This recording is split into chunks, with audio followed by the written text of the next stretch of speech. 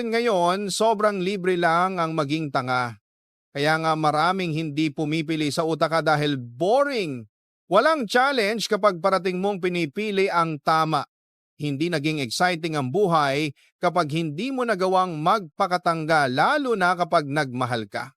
Tulad ko, tulad nila, tulad naming mga marurupuok sa pag-ibig. Kaya alam ko na marami ang makaka-relate sa aking kwento. Isang babaeng pinipiling magpakatanga, makaramdam lang ng pagmamahal. Mga idol, patiga pakitago nyo na lang ako sa pangalang Eliza. Hindi ko na kailangan magpakilala pa sa inyo dahil mukhang nag-gets nyo kung anong klaseng tao ako. Walang iba, kundi tanga sa pag-ibig.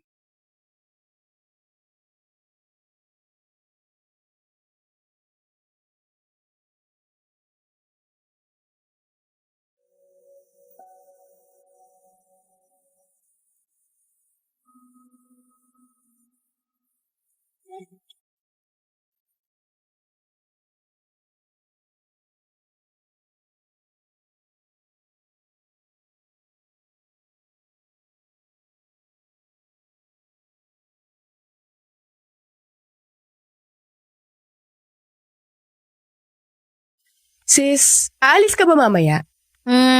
Mamaya. Oo, may pupuntahan ako. Bakit? Ay sayang. Sasama sana ako kina Hendrik mamaya eh. Manonood daw sila ng sine. Eh di sumama ka pa rin sa kanila. Wala namang problema eh. Ayos lang kahit walang tao dito sa bahay. Oo. Mukhang maaga rin naman ako makakauwi mamaya. Kaya ayos lang yan. Lock mo lang yung pinto kapag alis ka na. Sino ba yung kachat mo at halos mapako yung mga mata mo dyan sa phone? Si Warley. Warley? Yung nakilala mo dun sa party ng katrabaho mo? Oo. Bigla niya kasi akong inad sa Facebook eh. Tapos inaccept ko naman. Eh di ayun, magka-chat na kami. Patingin nga. Patingin ng profile pic. Teka, wait lang. Ayan, ito. Gwapo niya, no? Gwapo nga. Pero, delikado yung pagiging gwapo. Bakit? Ramdam kong babaero eh. Uy, grabe naman siya. Ang judger mo sa part na yan. Seryoso. Nakakatakot yung kagwapuhan niya. Sigurado ka ba na walang girlfriend o asawa yan? Baka naman panay ang kilig mo dyan tapos malaman-laman mo sa huli, meron pala. Eh, sabi niya wala daw. Sabi niya. At naniwala ka naman. Ay, nako. Ewan ko sa'yo, tumigil ka na lang dyan. Kung gusto mong makagala mamaya, ha? Ito naman. Concern lang ako sa'yo, sis. Naalala mo dati? Pumasok ka rin sa ganyang sitwasyon. Yung kay Ryan, paalala ko lang. Past is past? Ano ka ba? Oo nga. Pero baka lang kasi, yung past is past mo, maging history repeats itself. Ipapasok ko talaga kita sa mental hospital kapag nagpakataka ka pa rin ng pangalawang pagkakataon. Alam ko naman yung ginagawa ko eh. Huwag ka mag-alala. Sana talaga.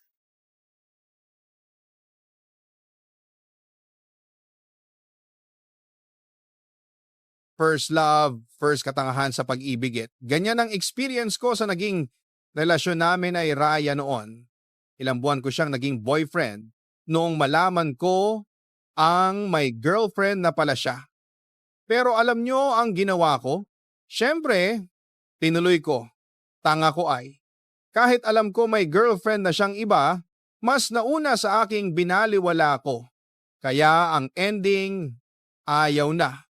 Naranasan ko maging number 2. Kaya naiintindihan ko ang kapatid kong si Alexa kung bakit nagdadalawang isip siya kay Warley. Bakit naman kasi ma-history repeat itself ako? Sa pangalawang pagkakataon, hinayaan kong magpasako pa ako sa pag-ibigit. Kahit ilang buwan pa kaming magkakilala noon ni Warley, sinagot ko na din siya. Bakit ko pa papahirapan ang sarili ko kung mahal ko na yung tao, di ba?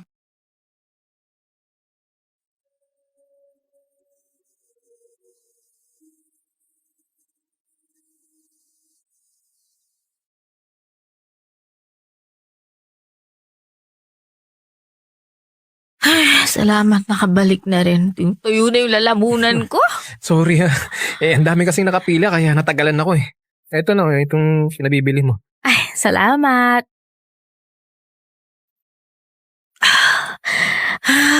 Grabe, nakainom din. Uy, ayos ka lang?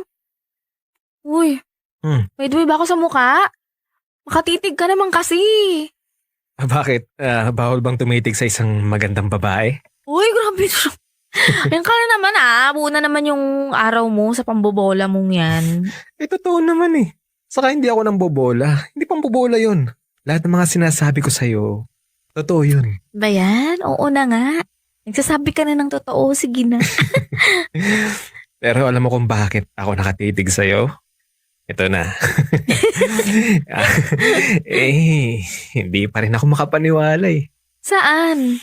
Na dati, sa chat lang kita nakakausap. Asus! Pero tingnan mo naman ngayon, katabi na kita. Nakikita na kita. Sino ba naman ang hindi matutuwa dun, di ba? Alam mo, akala ko nga nun, wala kang balak na makipagkita sa akin eh. Akala ko kontento ka na sa mga video chat natin.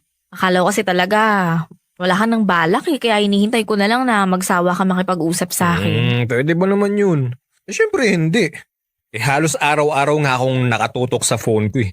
Kada tunog, di nga ako magkanta o gagay. Kukunin ko kaagad. Talaga? Dahil sa gusto kitang palaging kausap, gumagawa ako ng paraan. Bakit parang ikaw naman ang natahimik ngayon? Naisip ko lang yung asawa mo. Napapansin ba niya na parati kang may kausap?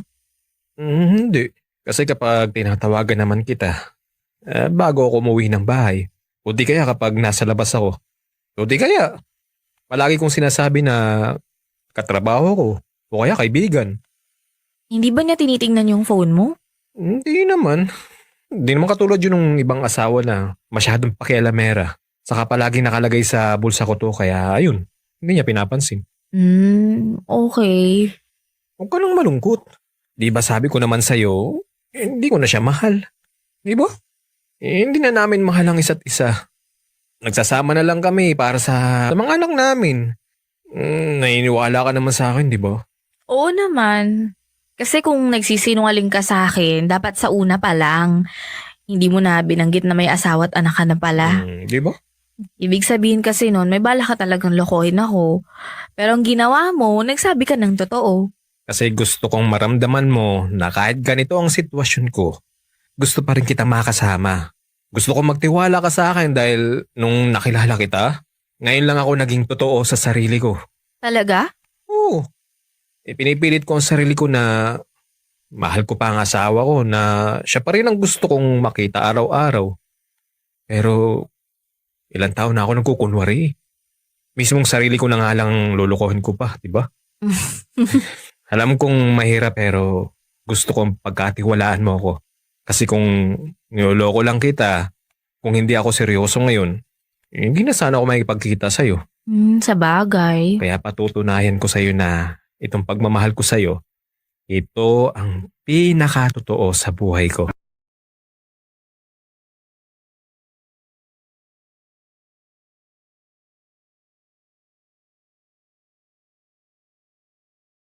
Oo, tama kayo ng narinig.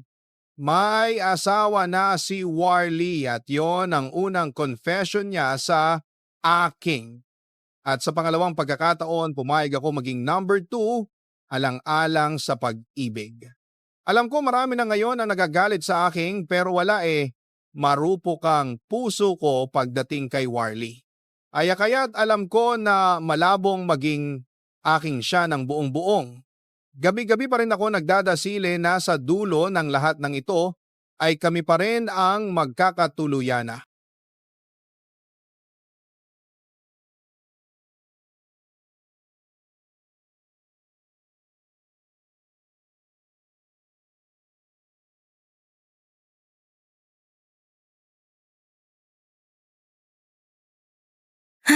Ano na bang susuotin ko?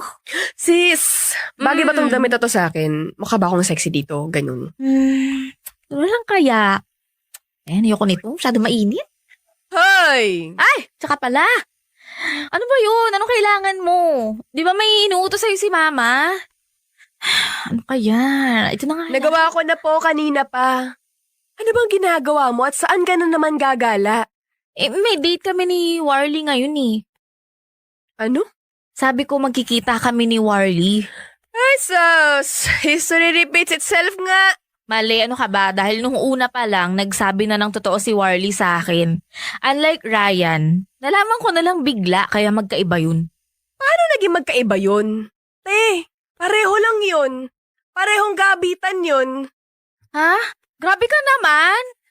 Hindi ako magsusorry dahil sinadya ko masaktan ka. Para ma-realize mo na mali na naman Uy na naman siya. yung ginagawa mo, te. Sis, nagigets ko naman kasi yung punto mo eh. Pero kasi nga... Kasi mahal mo.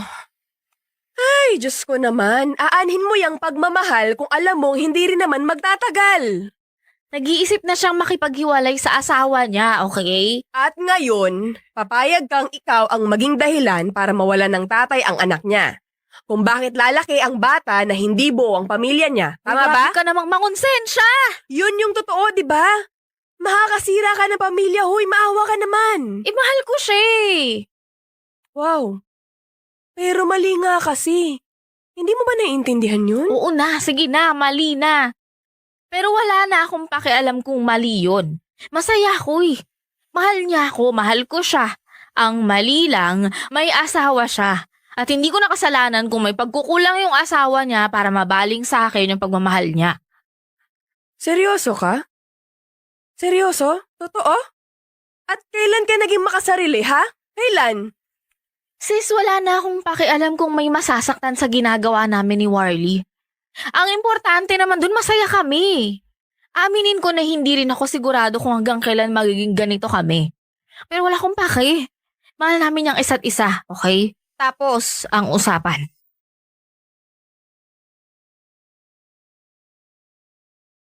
Kapag nga nagmahal ka, nagiging makasarili ka, nagiging bulag dahil wala kang ibang nakikita kundi kayong nalawalang, nagiging bingi ka dahil ang tanging naririnig mo lang ay ang sinasabi ng puso mo. At syempre, nagiging tanga ka dahil hindi mo kayang pakinggan ang utak mo na sinasabi ng mali ang lahat ng iyon. Sabi nga nila, masarap gawin ang mali, lalong-lalo na pagdating sa pag-ibig. Mga idol, na natili ang relasyon namin dalawa ni Warly, kahit parating patago ang pagkikita namin, ayos lang, challenging pangay. Parang nagkaroon ng thrill ang buhay ko. Dahil doon, mas lalo ko siyang minahal. Mas lalo ang minahal. Dahil pakiramdam ko, pilit siyang tumatawid sa nakakatakot at mahabang tulay. Makasama lamang ako pagdating sa dulo.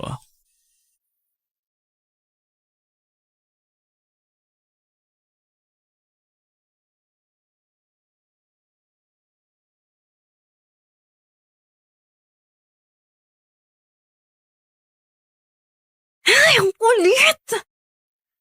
Ano ba yung, sino may chat ng chat sa'yo? Na pa yan ah. Wala. Anong wala? Kita mo nga oh. Sino ba talaga yan ha? Umamin ka nga, sino yan? Si Liam. Ano? Sinong Liam? Yung kaibigan ni Alexa, pinakilala niya sa akin. Kung kanino ka na pala nakikipagkilala ngayon. Hindi, ano ka ba? Wala lang talaga yon, promise. Ito kasing si Alexa eh. Ang kulit. Saka alam nung Liam na may boyfriend na ako. Alam naman pala eh. Bakit panay pa rin ang chat sa'yo? Ewan ko nga eh. Hindi ko na nga sinasagot eh. Matagal ko na tong sinabihan na tigilan na ako. Ayaw namang tumigil. Akin na yung cellphone mo. At ako magsasabi sa kanya. Akin na. Wag na. At bakit huwag na? Kasi ayaw mo. Kasi gusto mong kausap siya. Yun bang ibig sabihin nun? Alam ko kasi yung gagawin mo eh. Mumurahin mo, babantaan mo, kung ano-anong sasabihin mo. Ayoko ng gulo, Warly. Dapat lang yun sa kanya. Ayaw tumigil eh. Anong gusto mong gawin ko? Hayaan kong makipaglandian ka sa ibang lalaki, ganon? Hindi nga ako nakikipaglandian eh. Ba't mo ba pinipilit yun? Oh, talaga? Hindi? Ano yan? Kung hindi ka nakikipaglandian, akin na yung cellphone mo. At ako makikipag-uusap para tigilan ka na. Ayan. Bahala ka sa gusto mo. Di ko pa ngayon na may gana magalit, ha? Bakit ba? Sinong hindi magagalit? Kung ano-anong pinagsasabi mo dyan, hindi nga ako lumalandi. Ayan. Ayan. Tingnan mo. Basahin mo para malaman mo na pinapatigil ko na nga siya sa pakikipag-chat sa akin. Kung ayaw mo kasi, gagawa ka ng paraan. Hindi mo papansinin, ibablock mo. Ganon yun. Hindi yung ganyan, sinasagot mo pa.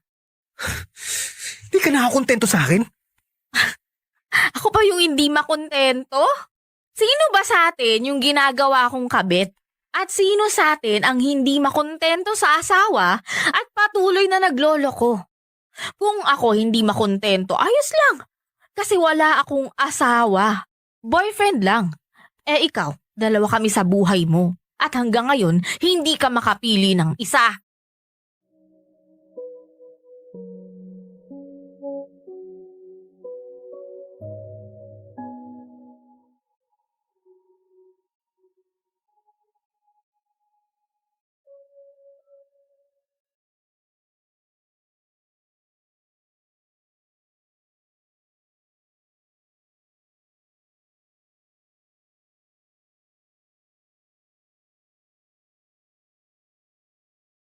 Warly, ano ginagawa mo dito?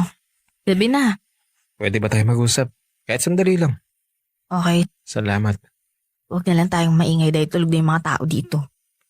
Hindi naman kita pinuntahan para makipag-away. Gusto ko humingi ng sorry sa inasal ko kanina. Nagselos lang talaga ako. Bakit pa kasi ayaw mong maniwala na hindi ko naman talaga ine-entertain yung Liam na yun? Ba't mo ba iniisip na niloloko kita? Nagselos lang naman talaga ako kasi natatakot ako na baka maagaw ka sa akin. At ayoko namang mangyari yun. Hindi naman mangyayari yun eh. Mahal kita, Warly. Kung madali lang para sa akin na palitan ka, bakit hanggang ngayon nandito pa ako? Bakit nagagawa kong magtiis kahit na palihim yung relasyon natin? Pasensya ka na talaga. Hayaan mo na. Sorry din sa mga sinabi ko. Nasaktan ako eh. Nasaktan ako sa mga narinig ko. Pero wala lang talaga yun. Warly, mahal na mahal kita. Walang magbabago doon. Kahit buong mundo pa yung tumutol sa atin, kahit milyong beses pang may magsabi sa akin na malito, hindi ako makikinig. Ikaw lang yung papakinggan ko kasi ikaw lang naman yung importante sa akin eh. Yan ang parati mong tatandaan.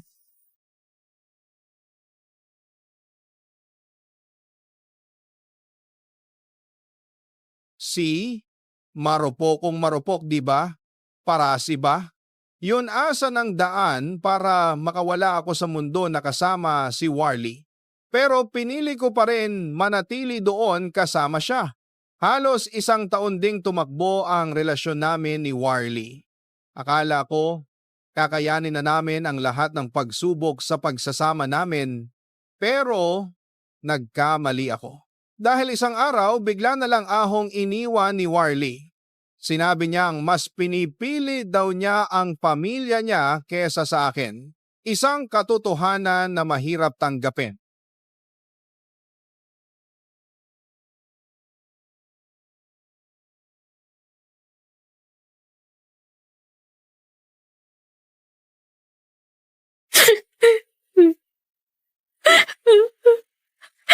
Hay, sabi ko na nga ba, iba ang hapunan mo eh. Luha. O ano? Buong linggo ka na lang bang magbumukmuk dyan at iiyak ng iiyak? Hindi mo ako naiintindihan eh. Iniwan na nga ako ni Warly. Deserve. Tama lang naman yon. Kasi kahit anong gawin nyo, hindi pwedeng maging kayo. Sis naman, may asawa yung tao, paalala ko lang. Maawa ka naman dun sa babae at mas lalong maawa ka sa sarili mo. Alam ko naman yun eh. Alam ko yun. Alam mo nga. Pero nagtatanga-tangahan ka lang. Kahit anong gawin mong ngawa dyan, hindi ka pipiliin ni Warly. May pamilya yun. May anak. Kaya wala ka talagang laban. Pwede ba, Alexa? Tumigil ka na nga. Hindi ka naman nakakatulong eh.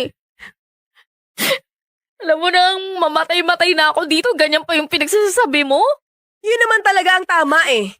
Ang babaeng katulad mo, kailangan inuuntog ang ulo sa pader para matauhan. Alam mo kung bakit?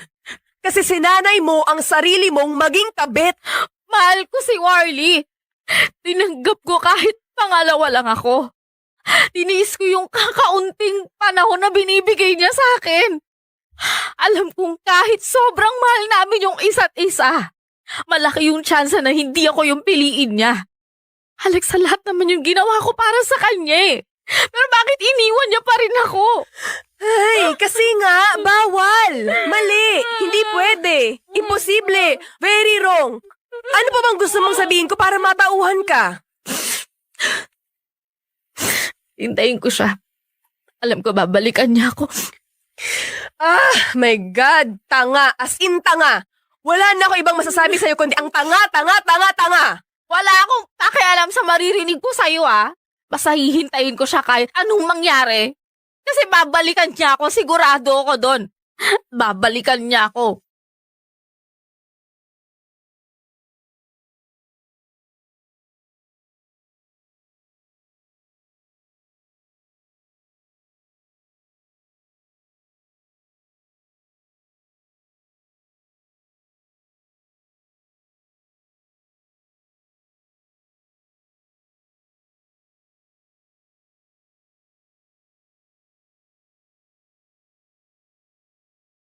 Buti naman pinuntahan mo ako. Akala ko hindi na talaga kita makikita eh. Hindi ako mapakali. Panay ang isip ko kung kumusta ka na. Ano nangyayari sa'yo pagkatapos ng ginawa ko? Ayaw mo na ba talaga? Hindi mo na ba ako mahal? Kasi kung mahal mo pa ako, magtitiis naman ako eh. Kahit kunting oras lang ang ibigay mo, okay lang yun. Balikan mo lang ako kasi hindi ko talaga kaya. Sorry kung nasasaktan kita. Pero maniwala ka sa akin. Hindi ko sinasadya yun. Akala ko, kaya kong makipaghiwalay sa'yo.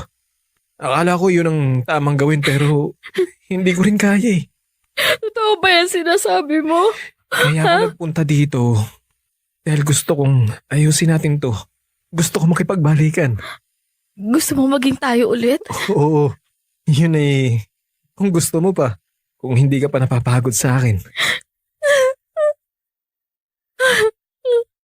Alam mong imposibleng mangyari yun, di ba? Mahal kita, alam mo yun. Kahit anong mangyari, hindi ako mapapagod sa'yo.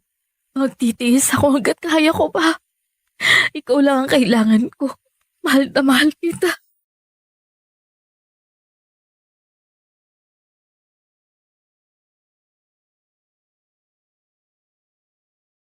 Pwede ko bang sabihin, lava conquers all.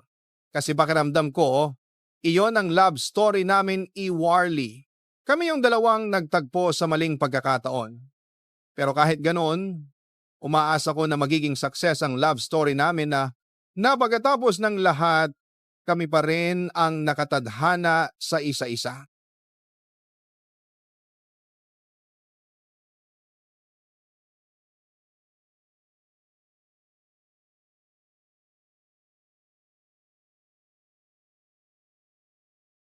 Aray ko naman, sis. Ayusin mo naman yung paglilinis ng kuko. Baka naman pwedeng dahan-dahan. Gusto ko pang makalakad eh. Para ano? Para pwede ka na naman makipagkita sa Warlie na yon. Ay nako, hindi. Lulumpuhin na kita ngayon. Agad-agad. Aray, ano ba? Isang sugat na lang talaga, babalian na kita ng kamay. So, at least hindi mo na makikita yung boyfriend mong hilaw. Excuse me, pupuntahan niya ako dito sa bahay. Hindi ka pupuntahan nun. Alam mo kung sino pupuntahan niya? Asawa niya, ang anak niya, at ikaw? Kakalimutan ka na nun dahil kahit anong gawin mo, kabit ka lang naman sa buhay niya. Aray ko naman. Umreno ka naman, wala ka talagang preno eh. Iyon naman talaga ang totoo. Hindi ko kasi maintindihan na noong iniwan ka niya, hindi ka pa nag-move on. Kaya ayan, nang nakipagbalikan siya sa'yo, walang kakurap-kurap. Umayag ka agad. Alam mo, kung gugustuhin mo lang, pwede kang umalis sa sitwasyon na yan. Eh ayoko ang umalis sa sitwasyon na to eh. At gusto mong habang buhay kang magiging kabit. Nice one, good job. Ay, bahala ka dyan. Alis na ako. Eh, saan ka na naman pupunta? Huwag mong sabing makikipagkita ka talaga sa kanya. Hindi. Basta, may kikitain ako. Yung asawa, no? Seryoso ba? Yung asawa nga niya? Bahala ka dyan. Alis na ako. Bye. Ay, teka, isama mo ko. Hoy, ba't ka sasama? Eh, rest back lang kapag nilalampaso ka niya sa sahig. O, akala ko ba ayaw mo sa ginagawa ko? Bakit nare-rest back ka? Tangik, siya ang tutulungan ko para mas lalo ka pang ilang paso sa sahig para matauhan ka. Tara, aayusan kita yung itsurang mayabang nakabit. Alam mo, nakakapikon ka na. Charot lang, halika na, magbisa tayo.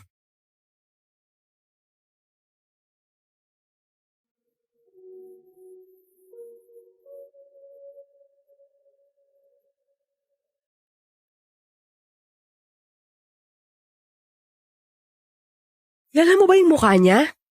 Oo, nakita ko na siya sa picture eh. Ay, nasaan na kaya siya? Ayun. Ako po sa loob. Saan? Ayun o, yung nasa may bintana. Ay, te. Oh. Maganda yung misis. Oh, grabe ko. Talo ka na. Huwag ka nang lumabanti, tara na. Halika Ewan na. ko sa'yo. Pagpasok sa loob, dun ka sa kabilang table umupo ah. Ay, naku. Sige.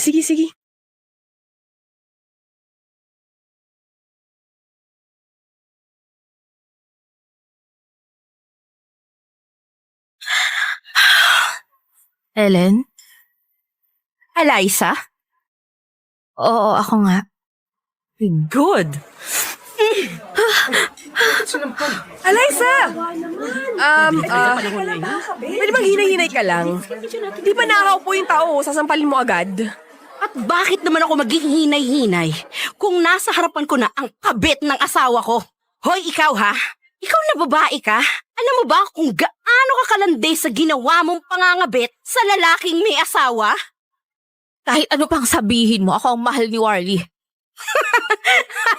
Hindi ka lang pala malandi, no? Tanga ka rin. Ubod ka ng tanga. Malande, tanga, kabit, haliparot, sabihin mo na lahat. Pero hindi mo mababago na ako ang nagpapasaya kay Warlie. At teka lang ha, sa tingin mo ako lang ang may kasalanan dito? Anong sinasabi mo ngayon? May kasalanan ako? Oo! Ako nga tong legal na asawa eh. Ako ang pinakasalan. Ako ang may karapatan. Eh kung inaalagaan mo sana ng mabuti ang asawa mo, hindi naman niya maghahanap ng iba. Pero sorry ka na lang kung sa akin niya nahanap yung mga pagkukulang mo. Ang alin? Ang kakatihan? Alam mo bang awang-awa ako sa'yo? Kasi para kang pulubi dyan na nanglilimos ng pagmamahal. Hindi ako nang lilimos. Dahil kusang binigay sa akin ni Warlie yun. At hindi ko na problema kung sinayang mo yung pagmamahal niya sa'yo. Hindi ko sinayang yun. Ano naman kasi ang laban ko sa mga malalanding katulad mo? Hindi ko nakasalanan kung hindi ka na niya kayang tiisin. Sana lang makatulog ka sa ginawa mong pagsira sa pamilya ko. At sana rin makonsensya ka. Dahil lalaki ang anak kong hindi buo ang pamilya. Alam mo, dapat sa mga katulad mo, hindi na ipinanganak. Nang dahil sa inyo, kaya ang daming nasisirang pamilya ngayon. Si Warlie naman ang dapat magdesisyon na hindi ka na mahalin. Hindi ako. Pero ikaw yung dahilan. Pinaghirapan ko yung pamilya ko. Ako lang yung dapat na mahal niya. Pero dumating yung isang salot na katulad mo sa buhay namin. Nang agaw ng hindi naman sa'yo. Daig mo pa yung magnanakaw sa ginawa mo. Magnanakaw!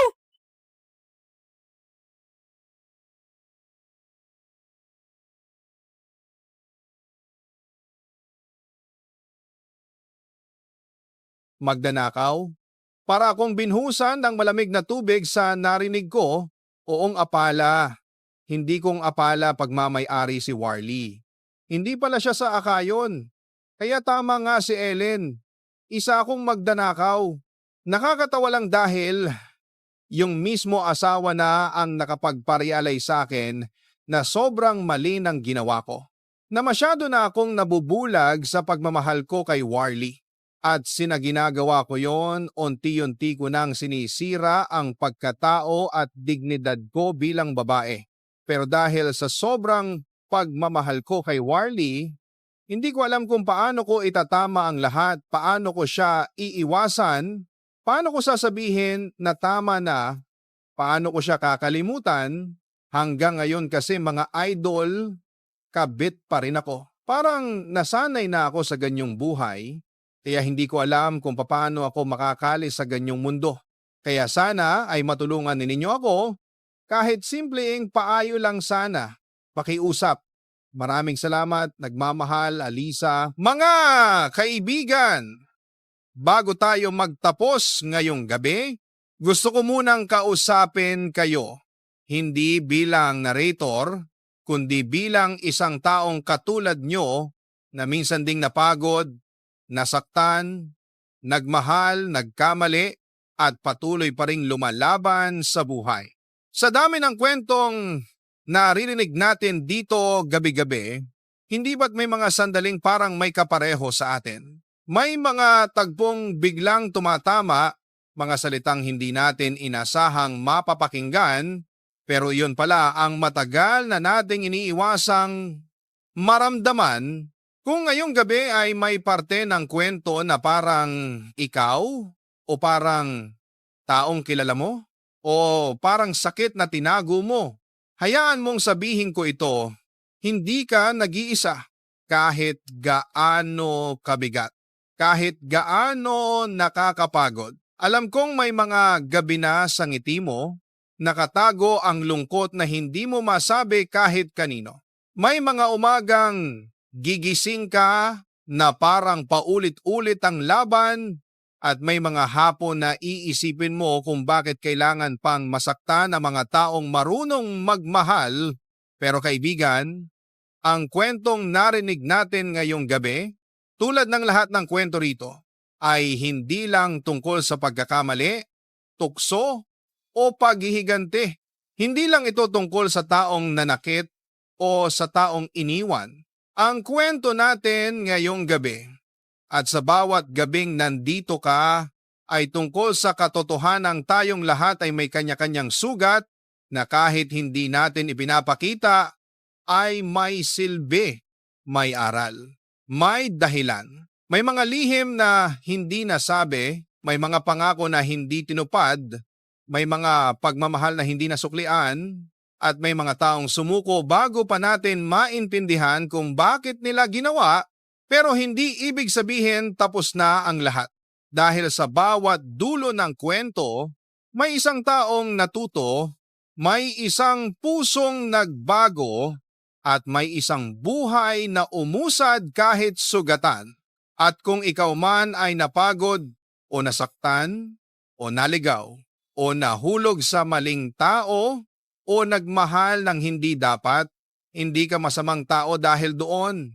Isa ka lang sa milyon-milyong taong naghahanap ng pagmamahal sa mundong madalas manakit at kung minsan, hindi kailangan ng hustisya o paliwanag, kailangan lang ng katahimikan para makapagpahinga ang puso. Kaya kung hindi man maganda ang araw mo ngayon o mabigat ang linggong dumaan o may iniiyakan kang hindi alam ng kahit sino, gusto kong malaman mo na may bukas na darating na mas magaan, mas maliwanag, at mas naaayon para sa iyo at kahit hindi mo paramdam ngayon, darating yon.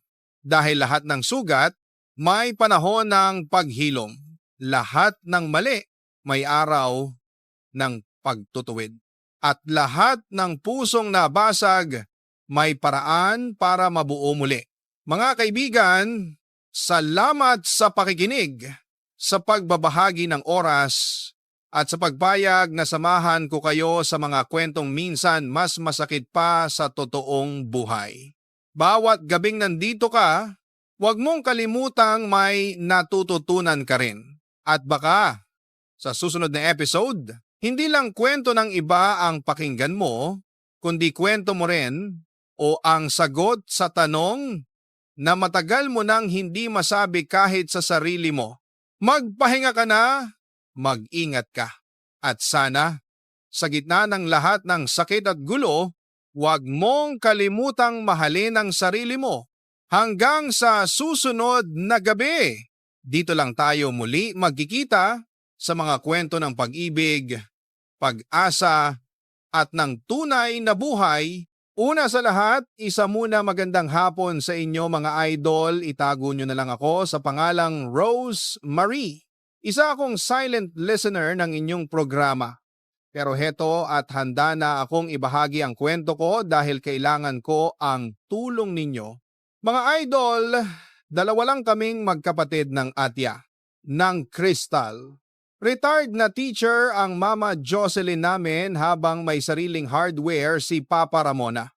Hindi kami lumaki sa isang marangyang buhay kaya noong kinakailangan may mamili sa aming magkapatid kung sino ang magpapatuloy sa pag-aaral, ay walang pag-atubiling si Ate Cristal ang pinili.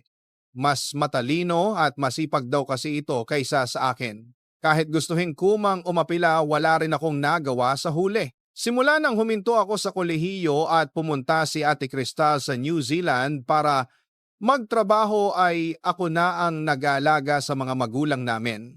Ako ang kubikilo sa bahay, naglilinis, nagluluto, naglalaba, namamalengke at naging ganon ang takbo ng pangaraw-araw ko. Ang galing mo naman, Janet.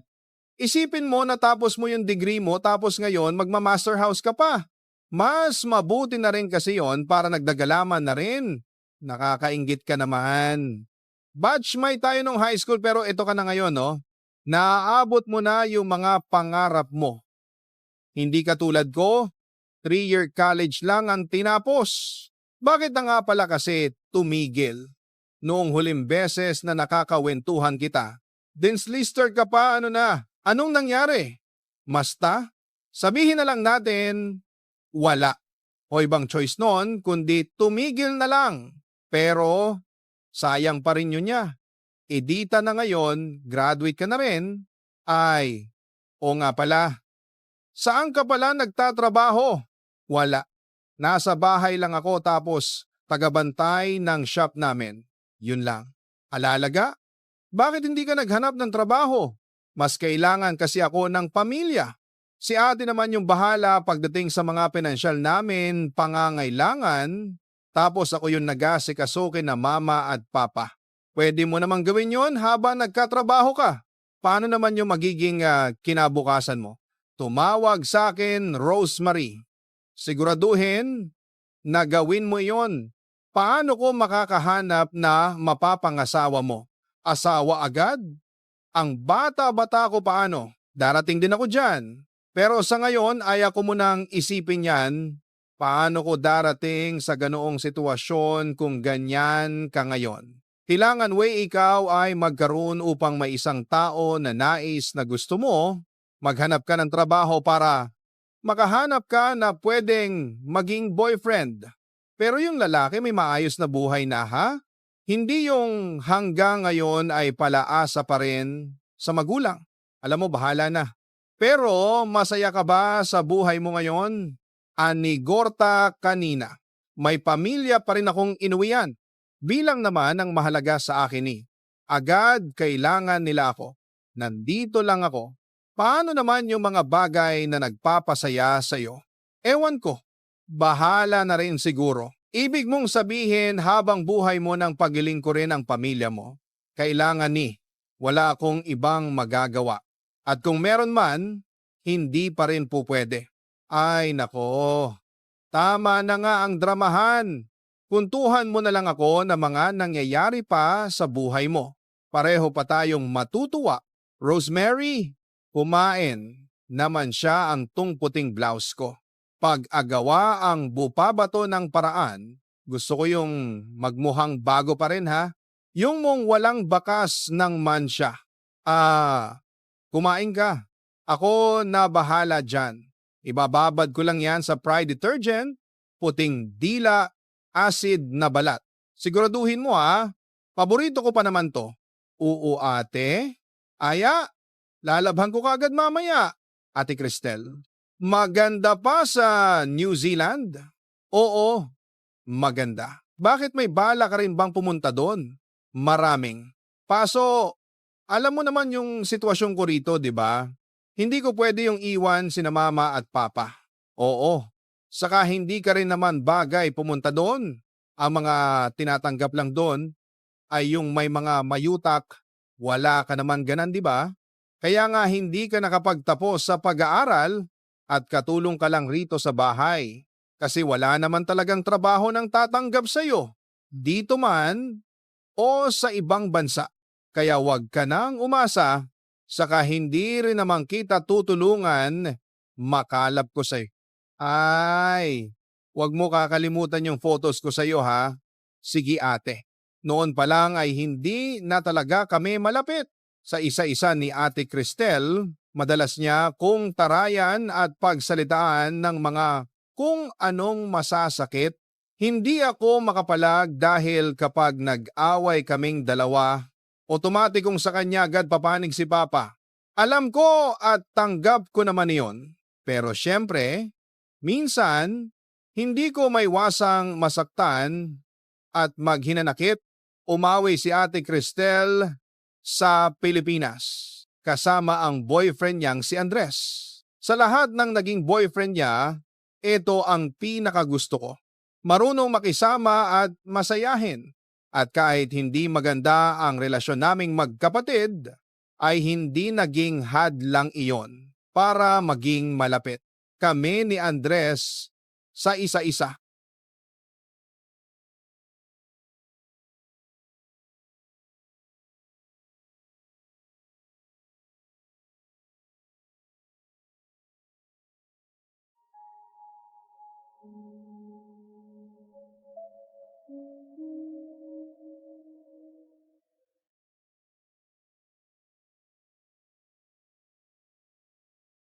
Ang galing mo naman, Janet.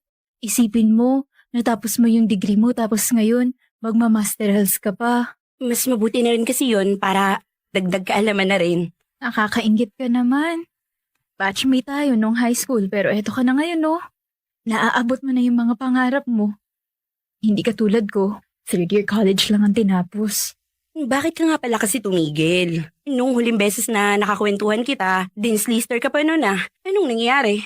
Basta, sabihin na lang natin na wala akong ibang choice nun kundi tumigil na lang. Pero sayang pa rin yun eh. Eh di sana ngayon, graduate ka na rin. Ay, oo nga pala, saan ka pala nagtatrabaho? Wala, nasa bahay lang ako tapos tagabantay ng shop namin. Yun lang. Talaga? Eh, bakit hindi ka naghanap ng trabaho? Mas kailangan kasi ako ng pamilya. Si ate naman yung bahala pagdating sa mga pinansyal naming pangangailangan.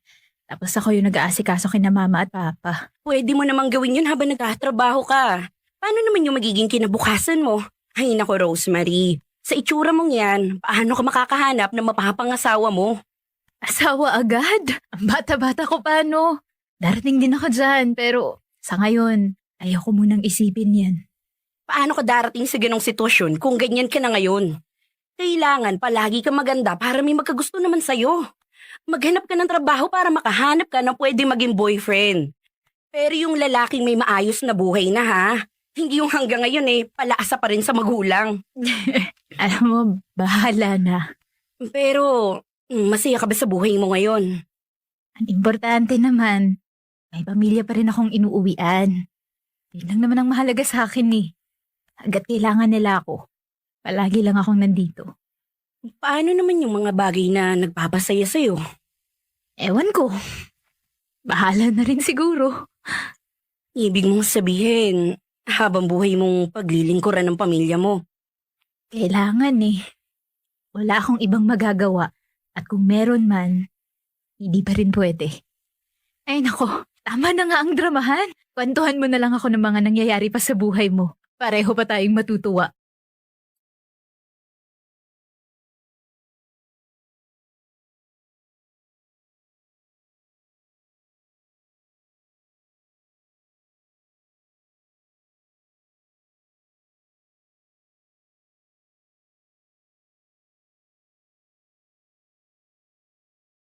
Rosemary, Ate?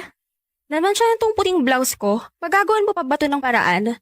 Gusto ko yung magmukhang bago pa rin ha, yung walang bakas ng mansya. Oo ate. Ako na bahala dyan. Ibababad ko lang yan sa Pride detergent. Di lang puti, isla puti. Siguraduhin mo ha, paborito ko pa naman to. Oo ate. Ilagay mo na lang dyan sa may silya. Lalaban ko kagad mamaya. Ate Cristel, maganda ba sa New Zealand? Oo, maganda. Bakit? May bala ka rin bang pumunta doon? Sana. Kaso, alam mo naman yung sitwasyon ko rito, di ba? Hindi ko pwedeng iwan sina mama at papa. Oo nga. Tsaka hindi ka rin naman bagay pumunta doon eh. Ang mga tinatanggap lang doon ay yung may mga may utak. Wala ka namang ganun, di ba? Kaya nga hindi ka nakapagtapos sa pag-aaral at katulong ka lang rito sa bahay kasi wala naman talagang trabahong tatanggap sa'yo. Dito man o sa ibang bansa. Kaya huwag ka nang umasa. Tsaka hindi na naman kita tutulungan eh. Pakailam ko sa'yo. Ay, huwag mong kakalimutan yung utos ko sa'yo ha. Sige ate.